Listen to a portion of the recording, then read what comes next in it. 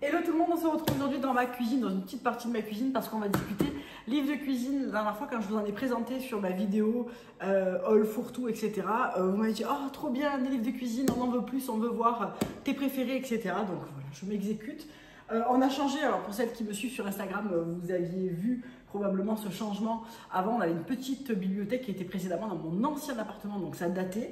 Et on a trouvé cette grande bibliothèque chez Alinéa. Je vais me reculer un peu pour vous la montrer un peu mieux. Voilà. Et si vous voulez, ça me permet du coup de mettre mes livres de cuisine. Attendez, je reviens devant. Je suis là.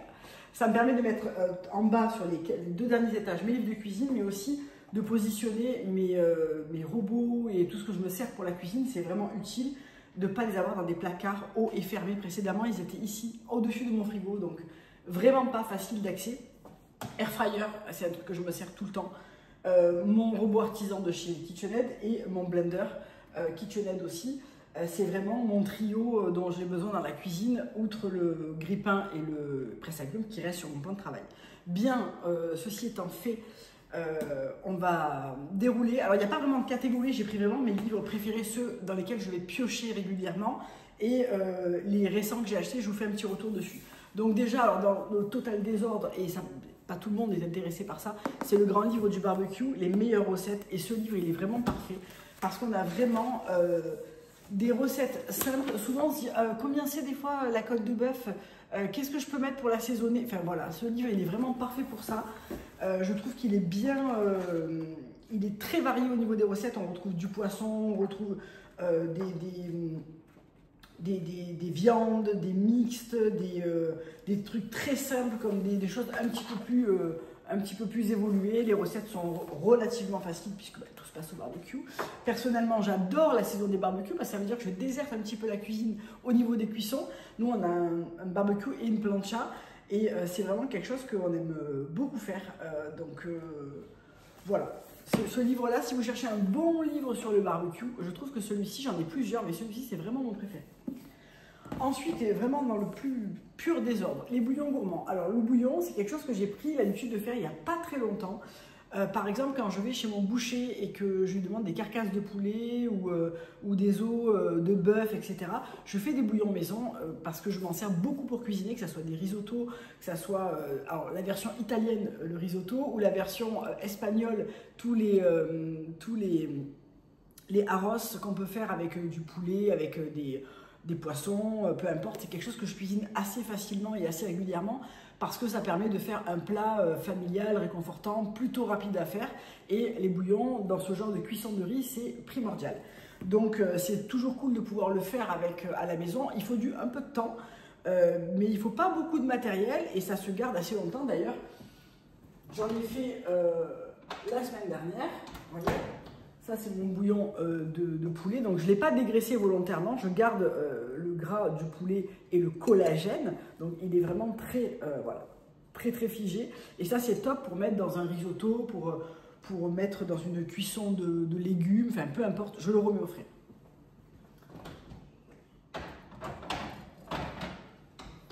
Et bien évidemment, vous pouvez le réduire énormément et le congeler pour vous en servir à votre gré comme vous feriez avec un cube Knorr par exemple. Voilà. Donc au bouillon gourmand, on va avoir toute une série de recettes de bouillon. Moi en général je fais celle-là, carcasse de poulet, et la dernière fois j'ai fait celle-ci, os. Et du coup ça permet d'avoir des bouillons qui sont super savoureux, qui sont sans additifs. Et bien sûr après on a tout un tas de recettes autour du bouillon, par exemple le riz au bouillon de poule, le bouillon de pâte, des soupes un petit peu comme ça mais à base de bouillon. J'adore ce livre, je l'ai beaucoup utilisé ces derniers temps. Dans la cuisine américaine, j'ai eu ma grande période cuisine américaine il y a des années de ça maintenant. C'est pas une cuisine que je fais énormément, mais il y a des recettes que j'aime vraiment et que je fais régulièrement, comme les cinnamon rolls, la tarte aux pommes, mais version américaine. Certaines recettes type les crab cakes, voilà, il y a des recettes que j'aime vraiment beaucoup et pour ça il y a deux livres que vraiment, j'ai toute une collection de livres de cuisine américaine parce que je les avais achetés, je les ai gardés, mais vraiment, j'aurais pu rajouter peut-être Californie. Californie, il est vraiment bien aussi. Alors on va le rajouter. Donc c'est celui-ci Et c'est une Américaine à Paris. Je trouve que vraiment ses recettes sont souvent moins sucrées et moins grasses. Elle va vraiment chercher la qualité de la matière première, etc. Et vraiment, j'aime beaucoup ce qu'elle fait. Notamment, la recette des bagels est très bonne. J'aime beaucoup sa recette aussi la version américaine du pain perdu, donc des French toast, qui est vraiment excellente. Les cinnamon rolls qu'elle fait aussi sont vraiment pas mal parce qu'il y a une portion de pommes de terre dedans qui permet de rendre la pâte très très souple. Vraiment, c'est un livre que j'aime beaucoup et dans lequel je pioche régulièrement des recettes, notamment la prochaine que je vais faire. Ça fait un moment que je veux la faire, mais je repoussais un peu le truc, c'est le clambake. Et ça, je pense que ça va être vraiment délicieux. La Manhattan Chowder est très très bonne aussi comme recette là-dedans. Et bien sûr, le New York, les recettes cultes. Je vous en ai parlé, mais je pense des millions de fois de ce livre. Mais je l'utilise toujours, notamment pour certaines recettes. Je trouve qu'il est très très bien. La recette du roast chicken, c'est une pépite. Vraiment, j'aime beaucoup ce livre aussi qui parcourt des recettes assez classiques de la cuisine américaine, mais du côté bonne version de la cuisine américaine. Voilà. Ensuite, des livres que j'utilise beaucoup, Beef Club, c'est vraiment un livre dans lequel je pioche des recettes super, qui sont raffinées, un peu à l'ancienne. Alors il faut aimer, hein, il ne faut pas être végétarien par exemple, mais il faut aimer la viande, l'os à moelle, tout ce genre de trucs. On parcourt aussi pas mal de sauces de bistrot français, la sauce béarnaise, la sauce Stilton. C'est toujours pas évident de monter un livre comme ça. La chimichurri, le jus de bœuf à la moelle, peu importe. Beaucoup de recettes raffinées. On a une petite recette de poisson. On a aussi les bons accompagnements. La bonne purée. Moi, vraiment, j'aime beaucoup ce livre. Je trouve qu'il est très bien foutu. Et c'est quelque chose que j'utilise assez régulièrement. Un dont je ne peux pas me passer, c'est celui-ci. C'est le Larousse de la pâtisserie. À la base, je n'ai rien en tête de comment on fait des œufs au lait, un flan aux œufs. Enfin, si, maintenant je sais ça. Une île flottante, enfin, je sais pas. Ça regroupe vraiment toute la pâtisserie française de base qui vous apprend à faire la crème anglaise, la crème pâtissière, les recettes classiques, le gâteau yaourt. Enfin, c'est vraiment un peu le dictionnaire, la petite bible. Quand je cherche une recette, le gâteau marbré, le gâteau de Savoie, bah, je trouve tout là-dedans et la recette est toujours parfaite et pile poil. Donc bah, c'est très bien. C'est exactement ce que j'attends de ce genre de livre. Et mon gâteau marbré qui est vraiment délicieux sort de ce livre-là. Et il est vraiment parfait. J'aime beaucoup. Je l'utilise tout le temps dès que je veux chercher une recette assez basique. Genre hop, crème brûlée. Voilà, mais je le pioche là-dedans. Les recettes sont toujours justes, faciles. Et après, on a des choses un peu plus élaborées, type Saint-Honoré, la pièce montée. Mais on a aussi les meringues. Enfin, voilà, tout ce genre de trucs qui sert vraiment quand on cherche une recette de base, quoi. J'ai dit, bah, tiens, on va aussi sortir le Californie. Californie, c'est vraiment un livre que j'ai mis beaucoup de temps à utiliser parce que les recettes ne me parlaient pas spécialement. Et on a vraiment des recettes qui sont plutôt du côté healthy des États-Unis, avec beaucoup de verdure, donc de légumes, de produits bio. Le granola est très bon aussi, je l'ai testé. Moi, j'ai ma recette vraiment simple et favorite que je fais depuis très longtemps. Mais là, on retrouve vraiment des recettes différentes de ce qu'on s'attend d'un livre de cuisine américaine. On a vraiment quelque chose de beaucoup plus équilibré, beaucoup plus sain. Et des très belles recettes, alors beaucoup des recettes plutôt d'été, printemps-été, avec beaucoup d'agrumes, des légumes et des fruits d'été. Mais vraiment, j'aime beaucoup ce livre. Finalement, je m'en suis pas mal servi. Californie. Ensuite, on reste dans les basiques de la cuisine française avec patates. Ça, c'est le livre que je prends quand je veux faire pile poil la recette du gratin dauphinois, comment ça s'appelle, il y a la tartiflette au camembert, le hachis parmentier. Vous savez, ces recettes classiques à base de pommes de terre que moi, personnellement, ma grand-mère faisait par exemple beaucoup. On a la recette de l'aligot, de la tourte de pommes de terre au poireau. Enfin, voilà, ces recettes de base, beaucoup bistrot français.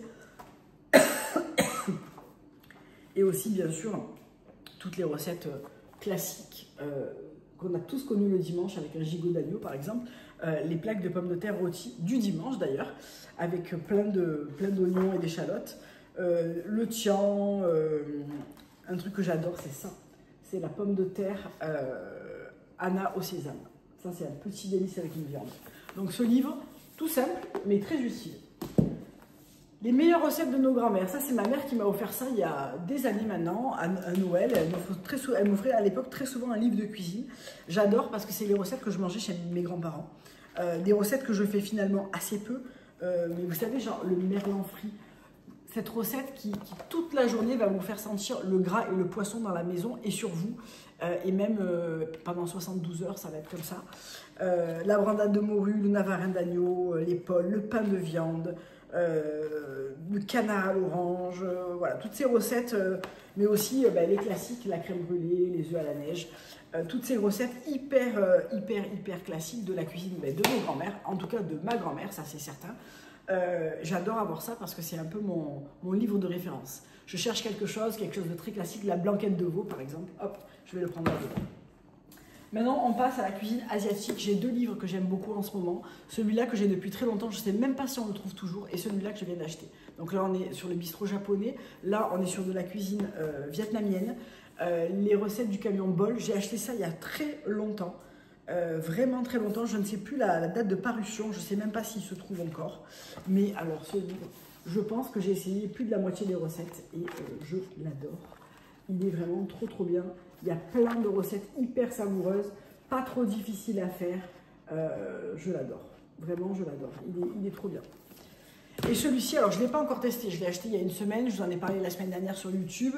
C'est le bistrot, la cuisine des bistrots japonais. On a vraiment un livre qui est extrêmement beau, avec beaucoup d'explications sur la cuisine japonaise, le côté extrêmement raffiné de la cuisine japonaise. Il faut que je m'équipe un petit peu en épicerie avant de me lancer dans des recettes. Mais je vous en reparle. Je voulais qu'il fasse partie de cette sélection parce que je le trouve vraiment beau. Alors celui-là, ces deux-là, je vous en ai parlé la semaine dernière, Habibi et Maroc, c'est vraiment deux livres. Alors celui-là, je ne l'ai pas encore beaucoup utilisé, je l'ai acheté la semaine dernière en même temps que les bistrots japonais. Mais Maroc, c'est un livre que j'adore et que j'utilise assez souvent quand je veux piocher des recettes marocaines. Alors, je ne cuisine pas qu'avec ce livre parce que je récupère beaucoup de recettes, par exemple de mon beau-père qui a grandi au Maroc. Un livre qui est superbe, avec beaucoup de recettes que j'adore, qui sont bien expliquées, bien abouties. On a le petit conseil toujours avec. On parcourt les régions du Maroc et du coup les recettes attenantes à chaque région. La semaine dernière, donc, alors vous m'avez demandé je vous ai posté une petite, c'était quoi? C'était une story. Ouais, un retour de course de grands frais parce que je préparais un repas typiquement marocain pour le lendemain avec des briouates, des salades marocaines, un tagine de poulet aux oignons confits et aux olives. J'avais fait des goribas aux amandes, ça c'est vraiment délicieux, c'est très facile à faire. Alors vous m'avez demandé les recettes, malheureusement les recettes à filmer c'est très long.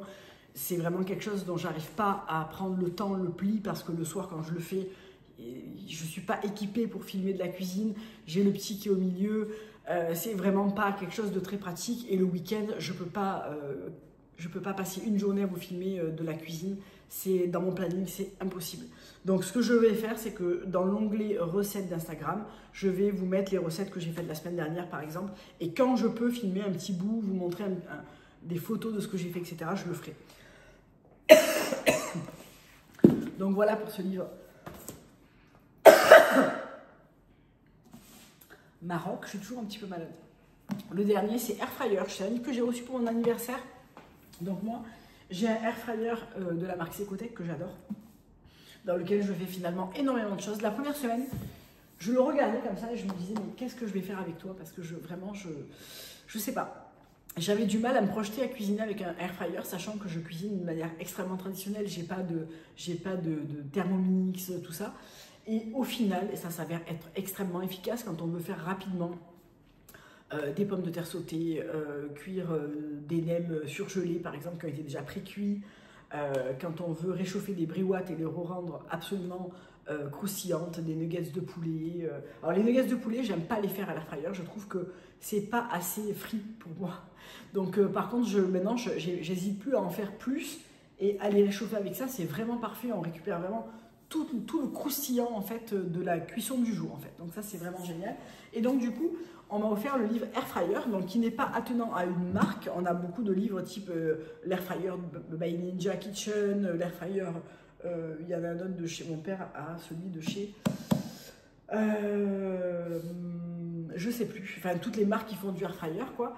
Et ça c'est un livre beaucoup plus générique, avec plein de recettes de ce qu'on peut faire à l'intérieur. Je trouve ça très pratique, je l'ai beaucoup lu sans avoir encore trop pratiqué, mais je me suis noté des recettes à faire, notamment, je voulais faire les crevettes.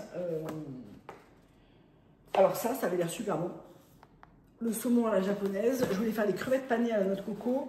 Quelque chose qui fonctionne super bien avec ça et qui est hyper facile à faire et très sain si vous débutez avec l'air fryer, c'est de faire des chips de sarrasin. Vous savez, vous achetez des crêpes de sarrasin toutes faites ou vous les faites. Et ensuite, vous mettez un petit peu d'huile au pulvé, enfin au spray, un peu de fleur de sel et vous le mettez en petits morceaux dans votre air fryer, ça va vous faire des chips. Et c'est vraiment hyper bon. Vraiment, il y a des recettes qui sont très sympas et que je ne vais pas tarder à mettre en application. Vous voyez, ça donne ça en fait. Ça donne des frites comme ça. C'est super bien. Donc ça, voilà, si vous cherchez un livre air fryer assez générique, je trouve que celui-là est vraiment bien parce que voilà, il n'est pas maqué avec une marque, c'est pas celui de la marque. Et du coup, il est beaucoup plus général et il est plus adapté, je trouve, quand on n'a pas le Ninja, par exemple. Voilà. Bah écoutez, voilà pour les livres de cuisine. J'espère que ça vous a plu ce matin. Je vous ai filmé plein de choses. Je vous ai filmé un Get Ready With Me. Je ne sais pas du tout comment ça va sortir parce que c'est pas du tout quelque chose d'évident à filmer et c'est quelque chose que je ne fais pas habituellement. Je vous ai filmé aussi ce make-up et du coup les livres de cuisine. Et maintenant, je vais enchaîner, je pense, avec les favoris du mois de janvier. Je vous embrasse. À bientôt. Bye.